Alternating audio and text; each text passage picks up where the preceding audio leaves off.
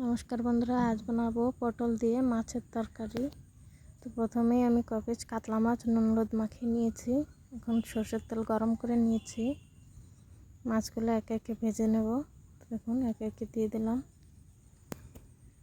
মাছগুলো দিয়ে উল্টে পাল্টে লালচে করে ভেজে নেব আমি। তো দেখুন মাছটা আমার ভাজা হয়ে গেছে, এখন তেল থেকে তুলে নেব।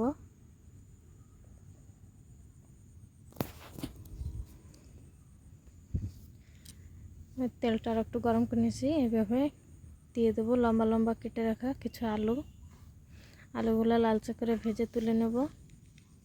দেখুন আলুগুলো আমার ভাজা হয়ে গেছে, এখন তুলে নেব। ওই তেলের মধ্যে দিয়ে দেবো খোসা ছাড়িয়ে এরকম লম্বা লম্বা করে কেটে রাখা পটলগুলো দিয়ে সুন্দর লালচে করে ভেজে নেব। উল্টে পাল্টে লালচে করে ভেজে নেব বন্ধুরা। দেখুন আমার পটলগুলো ভাজা হয়ে গেছে, এখন তুলে নেব।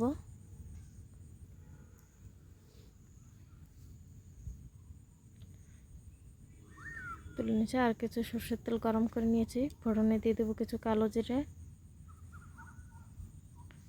দিয়ে দেবো একটা পেঁয়াজ কুচি।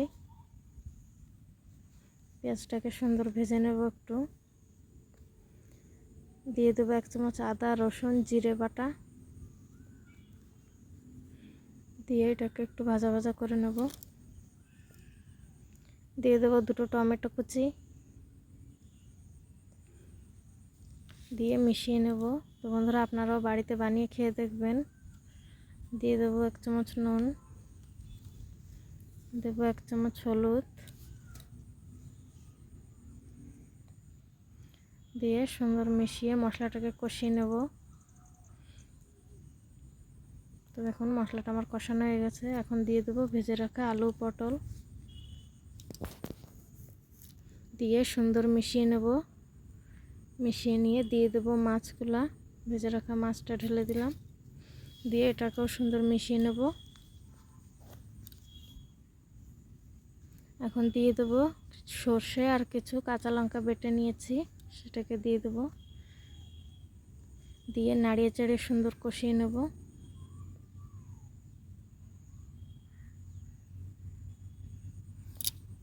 তো দেখুন আমারটা কষানো হয়ে গেছে, এখন দিয়ে দেবো পরিমাণ মতন জল। জলটা দিয়ে মিশিয়ে নেব, নিয়ে ঢাকা দিয়ে রান্না করে নেব 5 মিনিটের মতন। দেখুন রান্নাটা আমার হয়ে গেছে। এখন কত সুন্দর দেখতে, যেমন দেখতে তেমন খেতে। তো আপনারাও বাড়িতে বানিয়ে খেয়ে দেখুন বন্ধুরা, অসাধারণ স্বাদ। একবার খেলে বারবার খেতে ইচ্ছা করবে। তো আপনারাও বাড়িতে বানিয়ে খেয়ে দেখুন, কেমন হয়েছে কমেন্টে জানাবেন। ধন্যবাদ।